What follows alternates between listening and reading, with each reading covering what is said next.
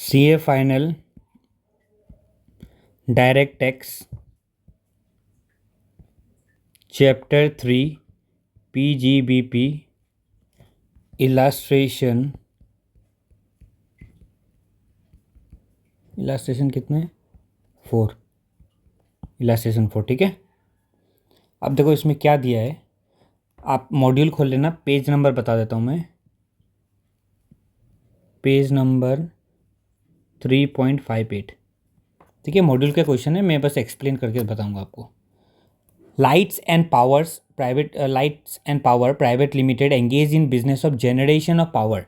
देखो भाई, generation of power, जब भी आपको जनरेशन ऑफ पावर दिखे ना,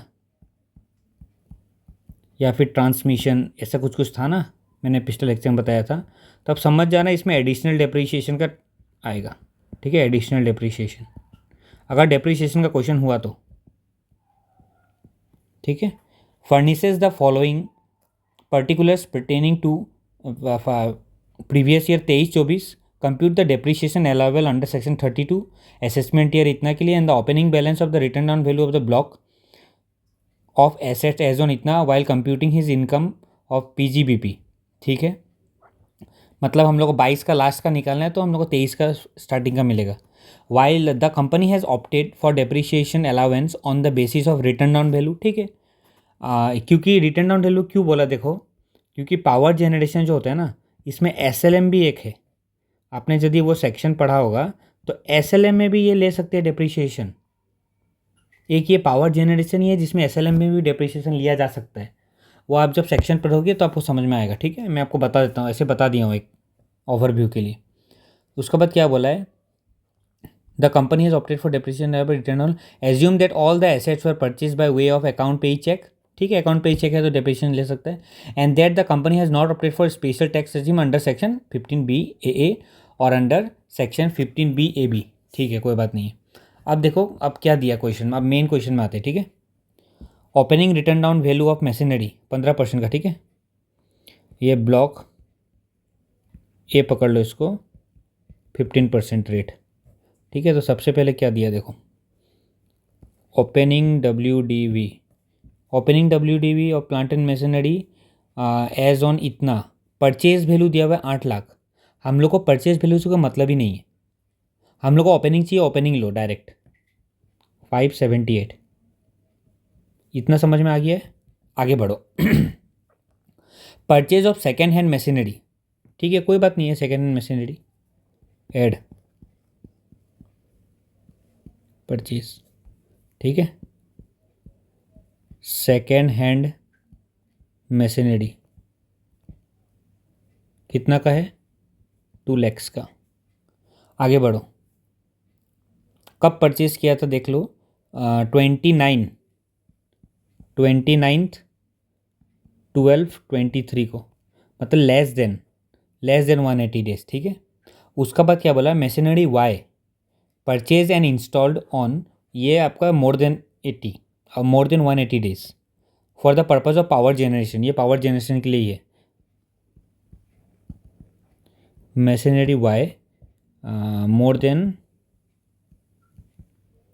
180।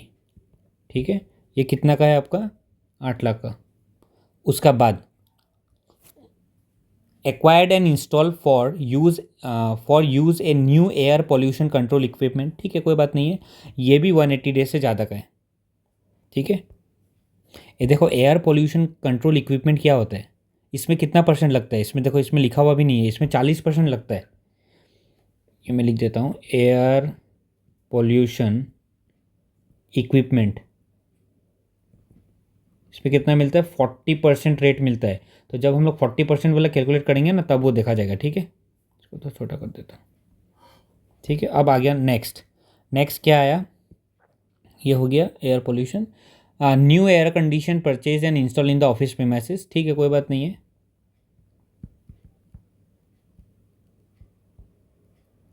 कब किना है हमने, 8/9 को, मतलब मोर देन।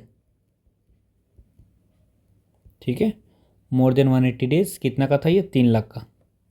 उसका बाद देखो क्या लिखा है, new machinery Z acquired and installed on 11, ये आपका क्या आ गया, लेस देन, ठीक है, मशीनरी जेड कितना का था ये 3.25 लैक्स का, ठीक है, कोई बात नहीं है। ये आपका हो गया परचेस का खेल ख़त्म। उसका बाद क्या है, सेल है ना लास्ट वाला, sale value of old machinery X sold during the purchase value हमसे मतलब नहीं है, रिटर्न डाउन वैल्यू से हम लोग को मतलब नहीं है। सेल कितना में किया है 3,10,000 में, ठीक है, कोई बात नहीं है, इसको एक बार हटा देता हूँ। तो इधर टोटल कितना आ जाएगा ये 10, 16, 25, 16.25 लैक्स, ठीक है। ये हम लोग का टोटल कितना आ जाएगा देख लो 2203, ठीक है। यहाँ तक समझ में आ गया, देख लो एक बार, ओ पूरा देख लो आ गया, हाँ ब्लॉक ये, ठीक है, यहाँ तक समझ में आ गया। अब आगे देखना है हम लोग को। अब आगे क्या है देखो, एक बेचा भी है, लेस करना है सोल्ड, क्योंकि ये ब्लॉक है ना तो ये पूरा ब्लॉक से ही माइनस होगा। सोल्ड कब किया है, अब देखो सोल्ड में कोई डेट से मतलब नहीं होता, कभी भी बेचा वो पूरा ही माना जाएगा, ठीक है। उसमें कोई 180 डेज लेस देन मोर देन 180 डेज सबका कॉन्सेप्ट नहीं है। 3, 1, 2, 3, 4, 3,10,000 का हम लोग बेचा, तो ये आ गया 1893,000। Written down value as on 31/3/24 before depreciation, ठीक है, ये याद रखना बिफोर डेप्रीशिएशन लगा है, ठीक है, ये बिफोर डेप्रीशिएशन आ गया। अब हम लोग को इसमें डेप्रीशिएशन देना है, 2 देना है, माइनस नॉर्मल डेप्रीशिएशन, ठीक है। फिर हम लोग एडिशनल भी देंगे, नॉर्मल डेप्रीशिएशन देना है तो देखो नॉर्मल कितना होगा 2 होता है, ठीक है। लेस देन 180 डेज, कौन कौन सा था लेस देन 180 डेज, आपका 2 लाख था, और ये 3, हाँ, और ये 3 पॉइंट ये भी लेस देन है, लेस देन 180 डेज,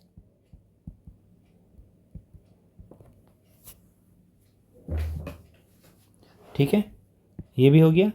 अब देखो इसमें कितना था 3.25 और आपका 2 लाख,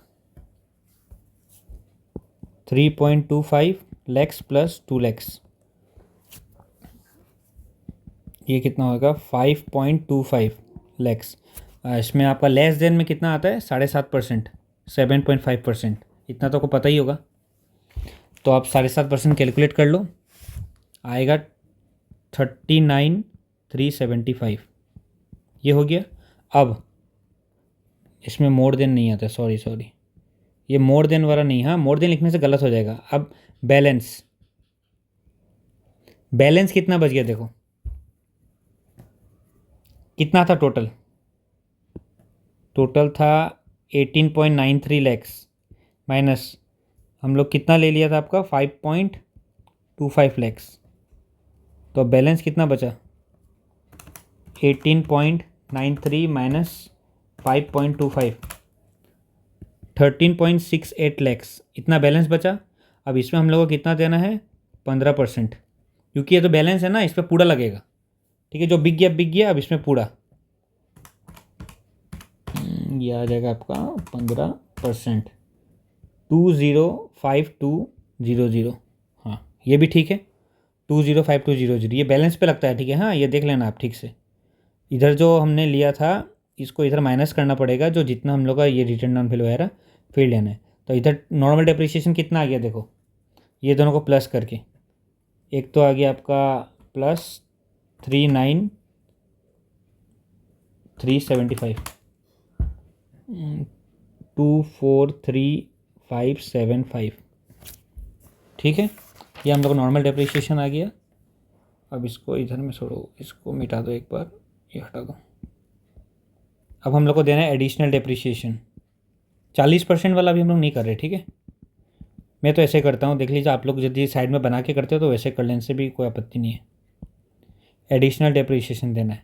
अब देखो हम लोग को इधर में क्या चीज़ था, 2 चीज़ था। अब एडिशनल डेप्रिसिएशन कौन कौन सा चीज़ में मिलेगा, कौन कौन सा चीज़ में नहीं मिलेगा, ठीक है। देखो ये था ना सेकेंड हैंड मशीनरी, क्या इसमें एडिशनल डेप्रिसिएशन मिलता है, नहीं मिलता है additional depreciation.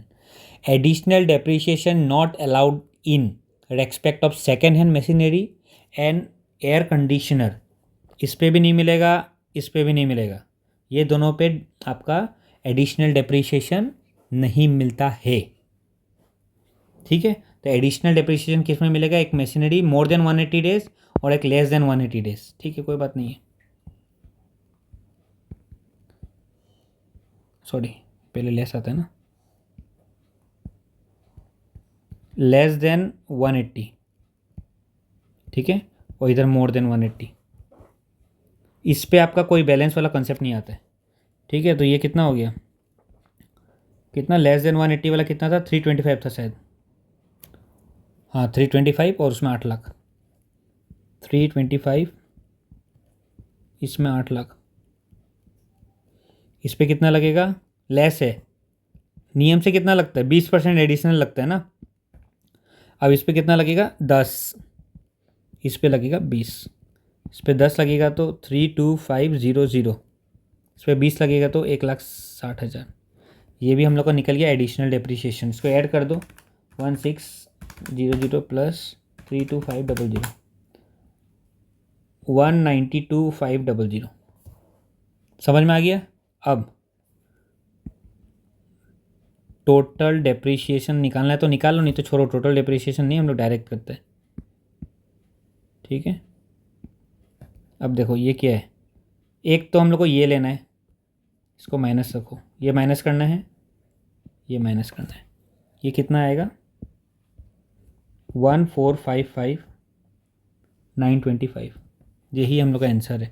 Return down value as on 1/4/24।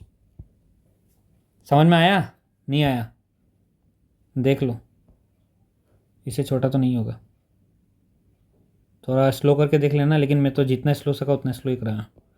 ये हो गया हम लोग का अभी कितना परसेंट वाला, तुम्हारा 15। अब आ गया ब्लॉक, ब्लॉक कौन सा आ गया, बी लिख लो ना, 40%। 40% में कुछ था ही नहीं शायद, था क्या, हाँ एक था आपका एयर पोल्यूशन इक्विपमेंट। देखो भाई इसमें वो नहीं था, क्या बोलते हैं इसका, ओपनिंग नहीं था, फिर भी मैं आपके लिए लिख देता हूँ, नहीं तो आप कंफ्यूज मत हो जाना। ओपनिंग WDV 40% का नील प्लस परचेज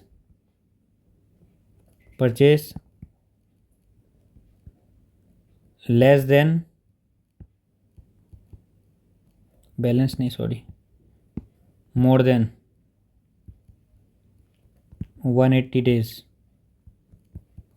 डेज, ठीक है। ये कौन सा था, इसमें कितना दिन कब परचेज़ किया था इसको हम लोग ने, आपका चाहिए एयर कंडीशनर किना है 8/9 को, मोर देन होगा, ठीक है। इसमें आएगा नील, मोर देन में कितना है, 3 लाख का एयर कंडीशनर किना था, ठीक है, तो 3 लाख ऐड कर दो। और नहीं सॉरी, ये तो एयर कंडीशनर था ना, एयर कंडीशनर नहीं, हम लोग को क्या था वो, रिक्वायर्ड एयर, हाँ new air pollution control equipment 2.5 lakhs, तो इधर 2.5 लैक्स आ जाएगा, हो गया ख़त्म। मैं आपको पूरा सब स्टेप दिखा दे रहा हूँ, देखिए, क्योंकि आप फिर कंफ्यूज मत हो जाना, ठीक है। तो ये हो गया, उसका बाद हम लोगों को सोल्ड किया है, सेल नहीं किया सेल, इसका बाद क्या आता है, सेल करने के बाद, तो ये टोटल आ गया तुम्हारा 2.5 without depreciation, return down value without depreciation, ठीक है भाई। ये माइनस करो नॉर्मल डेप्रिसिएशन, नॉर्मल डेप्रिसिएशन कितना लगता है इस पर, 40%, इस पर भी 2 बनेगा, मैं दिखा दे रहा हूँ, अभी स्टार्टिंग है ना, इसलिए मैं थोड़ा अच्छा से डिस्क्राइब कर दे रहा हूँ। More than sorry less than,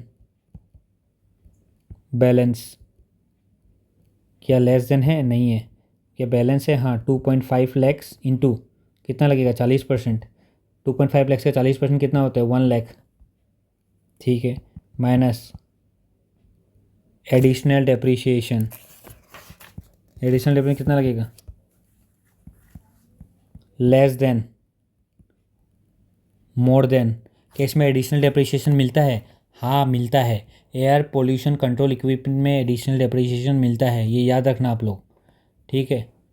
तो लेस देन तो है नहीं, मोर देन में कितना है 2.5 लैक्स इंटू 20% मिलेगा इसको, कितना होता है 2.5 लैक्स का 20%, 50,000,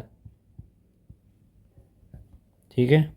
तो टोटल कितना हो गया डिप्रिशिएशन, टोटल तो मत लिखना direct, written down value as on 1/4/24, 50 गया, 1.5 लाख गया, तो बचा कितना 1 lakh, 1 lakh is the answer.